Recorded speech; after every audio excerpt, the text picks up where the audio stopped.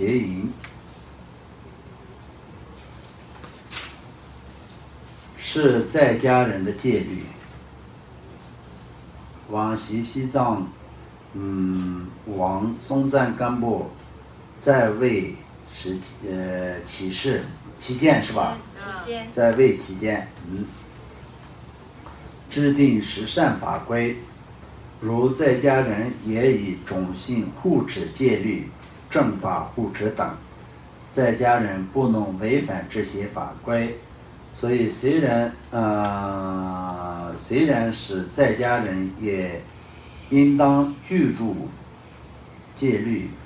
出家人则必须从根本上断除不进行。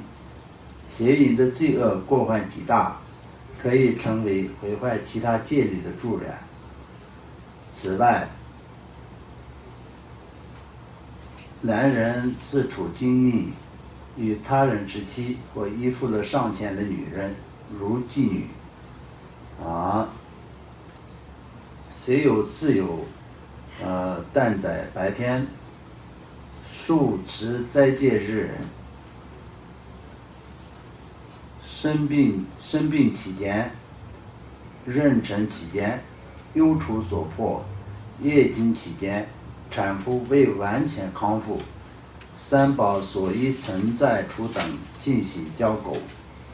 则为邪淫。此外，还有父母和种姓护持的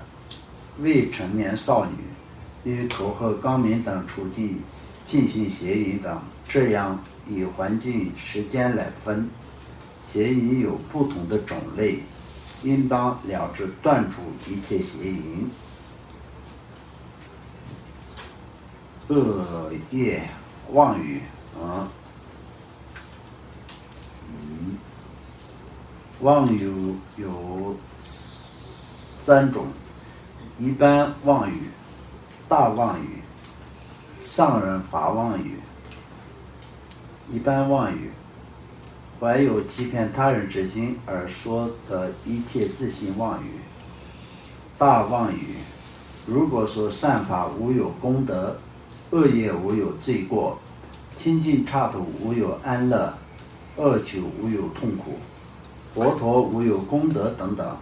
则不可能有彼此更严重的明显妄语，故称为大妄语。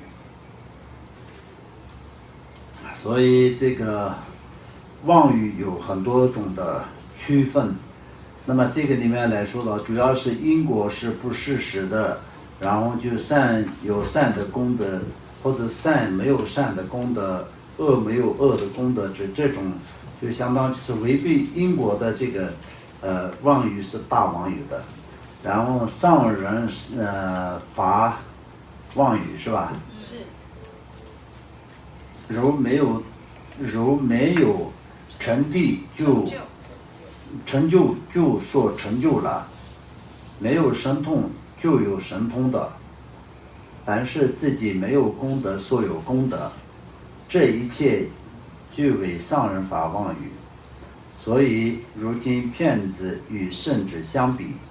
使骗子更加得势，受人尊崇的时代。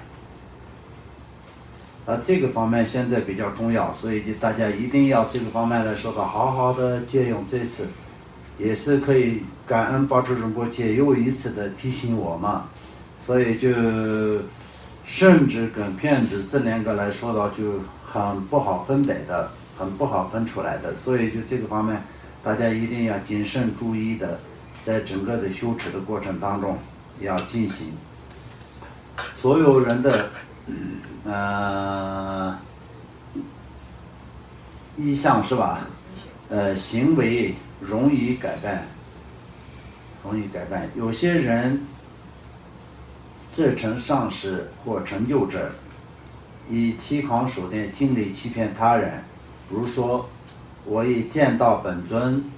并且出现供养了本尊，或者说我已见了魔，并且消灭了邪魔，大多数绝对是上人法妄语。所以就很多的人说哦，在什么地方有一个鬼啊，看到了一个鬼啊，那个鬼好像很可怕啊，那些，那就一定要知道，这些都是不是一个真正的一个修行人，该不该说这些？那常常都是说这些来让所有的人相信自己的那种的修行人是不是真正的一个如法的一个修行人，这些都非常重要的。因此不应随随便便相信骗子、欺哄者，应当一直以为熟悉的、谦虚的、了理如意的修行者散知识，在其前求得今生后世解脱的正法，这是非常重要的。有些人虽然具有世间道中的一点有漏神通，但那只是暂时的，所以有时灵验，有时不灵验。无漏的神通只有圣者才能获得，其他人没有。那样的神通也很难以得到。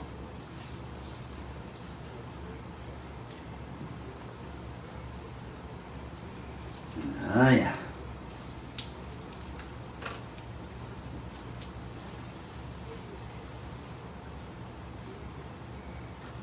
五离间语，离间语分两种，公开离间语，暗中离间语。公开离间语一般是具有前卫的人，在两个人同时在的时候，当面以离间语使他们两个分开。如说，这个人暗中说你如此如此下劣，当面也如此如此迫害你。今天你们两个好像不是那样的。类似这种当面挑拨离间的语言，称为公开离间语。所谓的那个挑拨离间语都是一样的不好。这个区分来说的也是，那有些比较有地位的人，比较有权力的人，相当就是一个公司老板，大家都怕他的话，他就找他的员工，然后就是两个人当面就是说你对他不好，他对你不好等等的这种。那么这些都是不是特别好的语言，所以也是会挑拨离间的方式。那么在很多的那个人的挑拨离间的方式，是我们接下来会讲的。暗中的离间语，暗中离间语是平常都是发生的会比较多。在情投意合的两人之间，到一个人面前说，你虽然很关心他，但是他对你却是如何如何，以离间语使他们分开。这种分互将为什么？刚刚那个是什么？称为什么？暗中离间。暗中离间语。对，暗中离间语，其中罪业。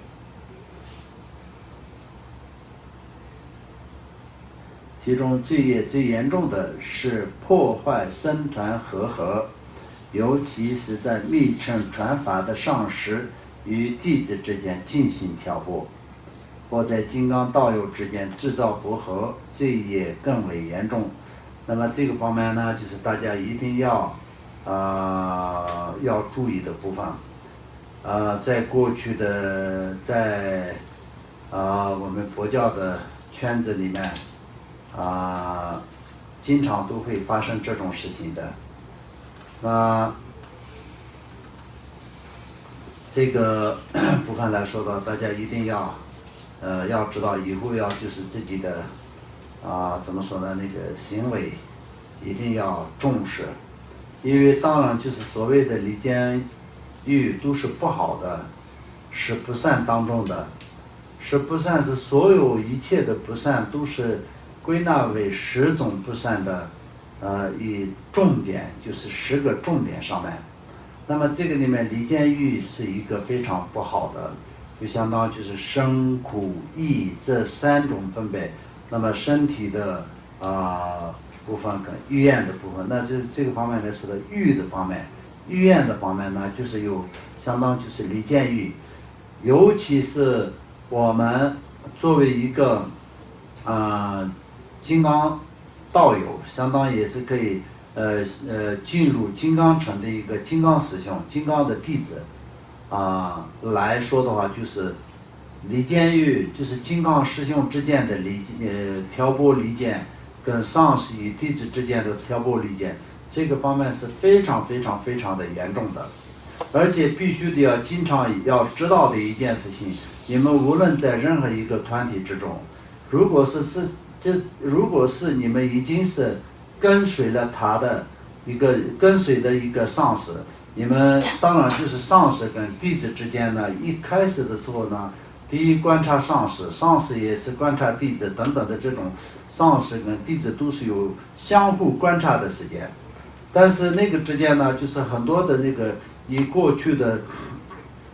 这些高深大的上师们的那种怎么说呢，参法的过程当中来说的话，就这些的时间呢，也是不会有接触灌顶啊、什么口传啊等等特别多的这种佛法，都是在怎么说呢，进行一些共同外潜行的部分，也这样，然后就是慢慢的可以了解，慢慢的了解，如果是这个上师觉得那么我没有特别的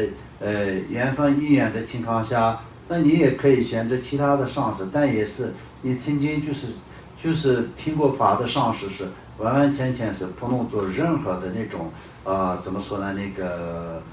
对他不恭敬的那种动作或者是连这种的思想都不能有的，有的话那就根本上就是已经破坏了戒律，因为你跟他已经成为了那个上师跟弟子的关系。同样的，就是在现在来说的话，就是那很多人也是没有太多的那个观察期，然后就直接就进入了佛门，直接就可以在接触了灌顶这些，实际上来说的话，这就是不是一个好的事情。然后这个里面呢，佛经里面也是有讲，然后很多的上师们也是讲，就像一个怎么说呢，饿着肚子的一个狗，然后就碰到了一个怎么说呢，那个净肉一样。那么如果是一个饿着肚子的狗，然后它看到了一个肉，它就没有其他的想法，马上会吃掉的那么这个方面来说的话，就这个是很自然的一种动作，而自然发生的，就是一个饿着肚子的狗，前面你就丢一块肉，那这个什么结果？那肯定知道，它会马上吃掉这个就没有话讲的。但是我们修行人就是修行的时候，一个弟子如果碰到一个上师的话，就像饿的狗就是吃肉一样的，没有任何其他的考虑，直接可以听法的那种，是不是什么对的？因为这样的情况下，后面呢你就发现了一些好像这里上师不对，那里不对的时候，你会产生一些怎么说呢，产生一些烦恼。那种时候你有能力可以对着你的烦恼的，那也是还好，没有什么事，没所谓，那也是你结果都是好的。但是你没有能力对抗你自己的烦恼的时候呢，你会起心动念上会有改变，或者各种各样的想法的时候，那就是你越来越会去造业，造业呢就是直接会下金刚地狱的业，所以这是非常严重的。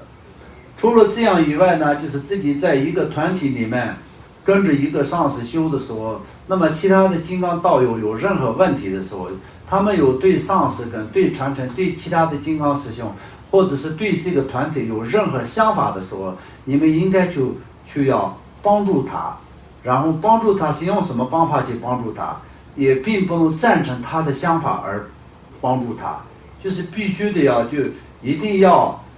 怎么说呢，要维持团体跟维持金刚师兄的节律，维持上师有弟子之间的关系。这个方面来说到，就不要用挑拨离间的心，不要用挑拨离间那样的一个语言去破坏或者是用和谐的方式去，一定要就是要怎么说呢，那个复回，这个是非常重要的。除了这样以外呢，就是更加的你没有问题的时候去挑拨离间、嘲讽金刚道友，那些都是直接下地狱的因。所以就本身这个十不善的所有的这个10种的这个10种都是非常严重的。这个里面来说吧，也是有严重跟不严重。像比如说一般的挑拨离间是非常严重的，非常不好的。但是跟一般人之间挑拨离间，跟金刚上师跟弟子之间挑拨离间，那有这个罪过是完全不一样的。那么就是你跟一般人之间就是挑拨离间，也就你的朋友或者你的亲戚这些之间，你自己就是跟着你自己的一种感受，然后呢你就说一些你自己最喜欢说的话，最喜欢说的话，那些都是因贪跟嗔这两个而来的，而产生的。因为本身就是很无明嘛，所以不知道这个利坏的关系，而且是不知道这个怎么说呢，前因后果。所以呢，就是只是一个跟着就是现实的当下的一种执着跟当下的一种感受，然后就是都讲最喜欢讲的。以后平常都是任何时候都是不要讲太多自己最喜欢讲的话，不要做太多自己最喜欢做的事，因为世间人最喜欢做的事，因肯定是贪嗔痴啊。最喜欢讲的话也是一样，因可能是贪嗔痴。你的同事之间，如果是今天几个同事在一起，为了一件事情讲了半天，然后呢分开了，这几个同事都已经散了，然后呢留下了你比较平常都是比较跟你走的最近的那个同事留下来的，那你最喜欢讲的就是可能是刚刚前面讲的那些同事的有些对的与不对的，他讲了什么，好像这个我觉得这个很奇怪，那你的朋友就是帮你说一句，那就是火上加油一样，你们就越来越旺，越来越旺。那好像就本来没有什么时间，但是可能就是一定要抽空一些时间，反正算了，有些行程取消也一样，我要跟你一定要聊一下这样。因为什么？太喜欢讲的原因是什么？那这个里面肯定有嫉妒跟贪心的，或者嗔恨心，因为这三种的因缘。就你越来越想跟他讲，所以你就特别就是安排这个时间继续讲啊，这种也是会有的，因为这些都是实践人，所以非常可怜，所以你这些是完完全全要放下的，尤其是在有的时候很多的金刚师兄有一个不懂的情况，一个团体里面呢，因为我来这里已经是很长时间。所以就很多的宗教团体里面的事情我都看到过，也有这些的经验，经历过这些。所以呢，一个宗教团体里面，不管是显宗也好，不管是密宗也好，不管是汉传也好，藏传也好，主要是一个团体里面，有些人对自己的上师或者是特别护持上师的这个功德主有一些不好的看法的时候，好像很多的师兄都去支持他啊。好像就是肯定他的想法，那么那是对还是不对？这完完全全不对的。如果是你不是这样去做的情况下，也许那个师兄一开始有一些这样的一个不对的这种行为和想法的话，也有上师的智慧以及其他的各种因缘，他自己的因缘，好的因缘，也许可以救回来的，救回来可以继续留下来。然后好好的忏悔，好好的修持，有这样的机会。但是因为他本身有这样的产生了一点障碍，加上呢你就帮他怎么说呢，赞同他的想法，火上加油，然后呢他的烦恼就越来越旺，所以他就必须得要严厉。严厉的时候他也是有一个希望，那希望带走一些人，希望我自己当然就是不去那个地方，但是看哪些人不去的话，他就很开心。所以就为了这些，就是做很多努力，这样，所以在社会当中，这个社会里面，很多的佛学会，很多的中心本来好好的，突然之间就没有了啊。那么都是谁造成的？就是这些人造成的。如果是没有这种破坏的情况下，那么就会有很多的人就得到很多方面的法的方面的帮助跟加持殊胜的功德，这是肯定的。但是以这样的一破坏的话，那肯定那个怎么说呢？短时间里面应该也看不出来什么造业的结果。但是一切的结果就是等待你最后要下地狱下金刚地狱之前，你曾经没有享受用完的那些福报的部分还是存在的，所以可能也许你没有死之前，还是应该也是会正常的，就也不会有生病，不会有什么不太顺利不顺利的这些，就是正常的下去。但是到了你在死的那一天呢，就直接下金刚地狱的。那这些呢，就是自己也不知道自己有造没有造这些，然后他人造的时候，自己也去支持他，那种是非常麻烦的。所以前面我们就上礼拜六的时候我们就讲过，上一堂课里面讲过，就是阿难守戒的时候，他守戒只是为了时间法，就是为了投胎到天道，然后就是在手持戒律的时候，师尊给其他的弟子们都说，一个一个的给他们讲，你们不要跟阿难同一个坐垫上坐，你们不要跟阿难这个讲话，不要跟他接触那么所有的人都是依教奉行，然后按照师尊的做法一样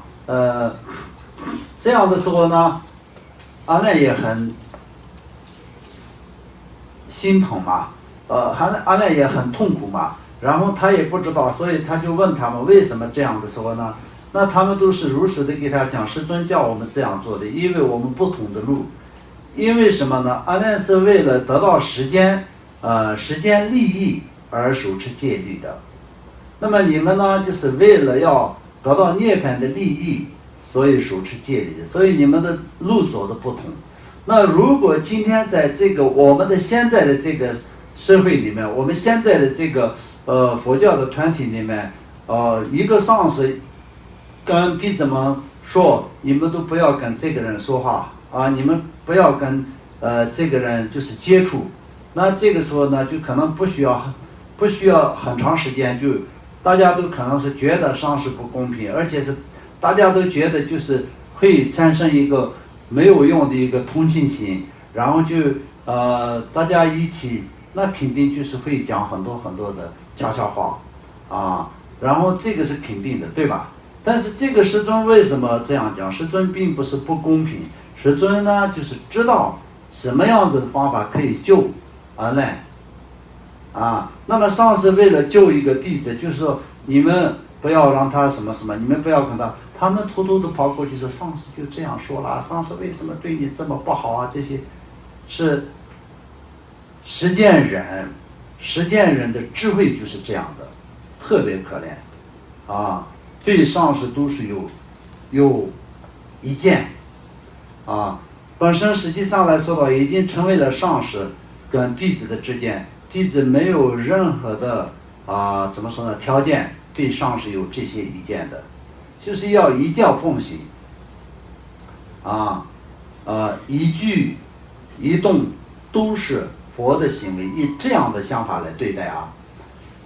否则的话就没有办法得到什么成就今生就是作为上师跟弟子的关系是白做，就是一个空白，没有用。那完就是一个空白也还好，但是不止这个上面就是有很多的黑点，都是会让你下金刚地狱的。所以这些方面我们一定要小心。今天我在这里跟你们讲的时候，目前我们所了解的部分来说到，我们的这个团体里面，这种事情是，尤其是老的师兄们里面呢，这种事情是比较少，比其他的地方那就少很多。但也并不是说没有，有的时候就是要很多方面呀，大家也一定要小心，大家一定要小心。然后有的时候就是像比如说上师用心的对所有的弟子们，相当就是有些弟子有一些的问题，或者是有一些的怎么说呢需要拯救的这样的一些需要那个拯救，或者是需要怎么说呢要调整它用什么方式去改变它。以这种时候呢，大家呢觉得不需要什么同情心，你们没有什么同情心，你们没有那么大的慈悲心你们不会有那么大的菩提心，而且你们也如果是善师，你们有一点点慈悲心的情况下，你们也不知道整个的这个怎么说呢那个要挽救一个人的话，怎么去挽救也不知道。所以这些来说，要做好自己是为重要的，做好自己是最重要的。尤其是金刚师兄之间也一样，哪一位师兄对哪一位师兄好，哪一个师姐对哪一位师姐好，这些都不是你们要去管的。我们自己要管好自己的内心，自己的行为对不对？自己有没有？今天我们在这个台湾祖亲，在这里这个佛堂里面，我也是跟你们讲过，龙如同巴尊者的修行八颂，我记得好像讲了2次。那么有没有他所讲的一样？我们自己有没有做到对所有的师兄，作为比我自己更大，我更重要？我自己有没有做到比所有的人更低的一个这样的行为？有没有做到？这个要去想，不要去管其他人，好不好？这个是非常重要，因为有这种行为的话，那么不会产生那种李建宇那种的罪过。